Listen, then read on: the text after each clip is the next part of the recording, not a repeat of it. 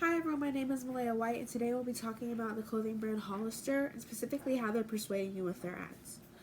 The messages they send, how they send them, what medium they use, what they mean, and how they affected the audience. Did their campaigns or ads work? Why did or didn't they? So, some of the terms we need to know are emotional appeal, aspirational marketing, brand repositioning, and social comparison theory. So for emotional appeal, this is used to evoke feeling or emotions in the audience rather than using logic and facts. And all the ads we're looking at today use this tactic in different ways, more than logical ones. And there are different types of appeals, we will go over those later with each video. Each ad. Aspirational marketing is when brands encourage consumers to aspire to a desired lifestyle, identity, or social status. Brand repositioning is when a brand repositions or changes its image to appeal to a different audience or values, social values. And social comparison theory is when people evaluate, rate, or judge themselves by comparing themselves to others. And Hollister ads often sell identity and lifestyle instead of just their clothes or the products. When you buy their clothes, you're buying into that lifestyle. So that's aspirational marketing at work. So the first ad we're going to look at is the most recent one. In March, Hollister had a collaboration with musician Gigi Perez, and they released a music video. It is called Time of Your Life. And throughout this music video, you can tell immediately that the promotion is selling clothes for both genders during summertime, specifically right after school ends. And the target audience for this is teenagers and high schoolers. And they use Time of Your Life. Hollister's trying to say high school is time of your life and you should enjoy it while it lasts. And you can tell this throughout the music video. In the beginning of the music video, we see musician Gigi pass by a board that says Memory Market. She picks up her memories she left there, and she sees a younger girl go into the market to drop off her memories, the recent ones she's made, in high school. And we're going to transition into that, and this video encapsulates the last year of high school. The beginning starts with senior sunrise, football game, passing notes in class, and it also shows near the end of school, people are graduating and deciding what college they're going to go to, and etc. And these are all showing people with wearing Hollister clothes, showing the brand, showing that this brand is, you make memories wearing our clothes and we make these clothes for you. And the medium is TV, or this video. And there's more nonverbal cues throughout the video than verbal ones, other than Gigi Perez singing throughout it. You don't hear people in the background speaking. It's just people moving around and these videos being pushed out to you, and you decide yourself. There's no people talking to you, trying to persuade you. It's the photos and videos itself.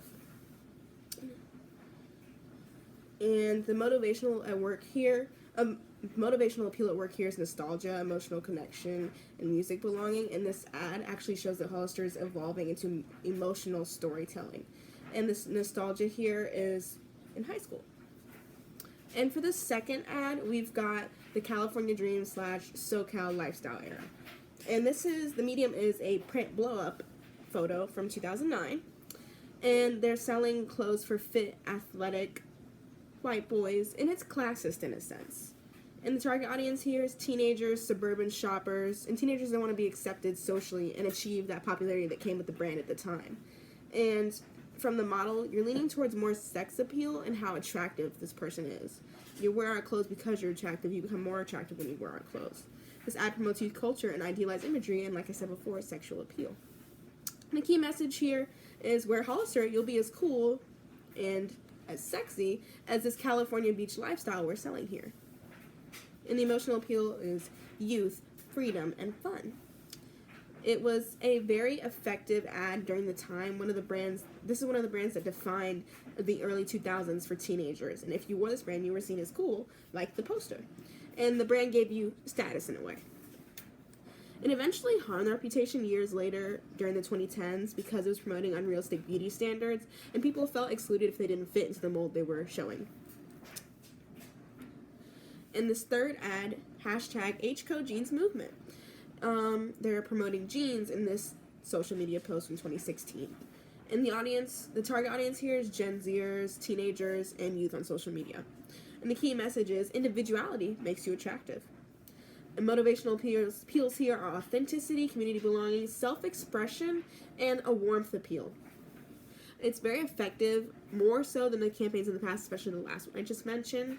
It modernizes Hollister's image and promotes different kind of people matched with changing values socially, so brand rebranding, and encourage more emotional engagement with the brand than superficial status. So less on how your body looks and the status that the clothes give you, and more on who you are inside and how they accept different kinds of people, individuals. And they did this through using real teenagers, not actors or models, so different body types, different races, and different genders. And they told individual stories, and through these stories they gave confidence and identity. They didn't harm their reputation. It strengthened Hollister's reputation instead. In this medium, immediately advertises to those who use social media often, more likely to be Gen Zers, and this ad promotes youth culture, so it's a quick drive. And for ad 4, this is the Spencer Barbosa and Hollister collaboration, and this is a social media post. And this is 2025. And they're selling clothes, obviously, but the target audience here is teenagers, high schoolers, and plus-size adults, all sizes, girls. And the key words from Spencer Barbosa herself are, your outfits should make you feel good. And the motivational appeal here is self-esteem, confidence in your natural body, attractiveness regardless of size. And this ad works because of the increase of comparison as social media technology increases. And this helps with self-confidence no matter the size. And that goes back into what we were talking about earlier with social comparison theory. During this time in this day and age, people compare themselves to others on social media a lot. So this campaign helped, saying that all sizes matter and brought more people to the brand. And wear our clothes because they feel good, not because they look cool or sexy, which is different from the SoCal vibe. And comfortability is the most important, acceptance and confidence, and this ad promotes a sense of belonging for this other group that wasn't targeted before. And for the final ad, we've got a Hollister short form medium video. This is also from Instagram, and it shows this happened a couple days ago, and this shows the Henley t-shirt from the early 2000s styles are coming back. And they're promoting that here, and the target audience here is teenagers, youth on social media, high schoolers, and customers from the 2000s as well. And the key words in the caption are, that Hollister Henley is back. And the motivational appeal here is obviously nostalgia.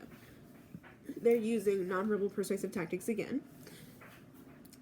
And it's very effective. It brings a sense of nostalgia, like I said before, and it answers everyone, and they actively brought back what everyone was asking for. More sales of this t-shirt, one of the things that made Hollister so iconic back then in the early 2000s, and this hasn't harmed their brand, but it solidified them as trendy as they were before. And this ad promotes youth culture as well.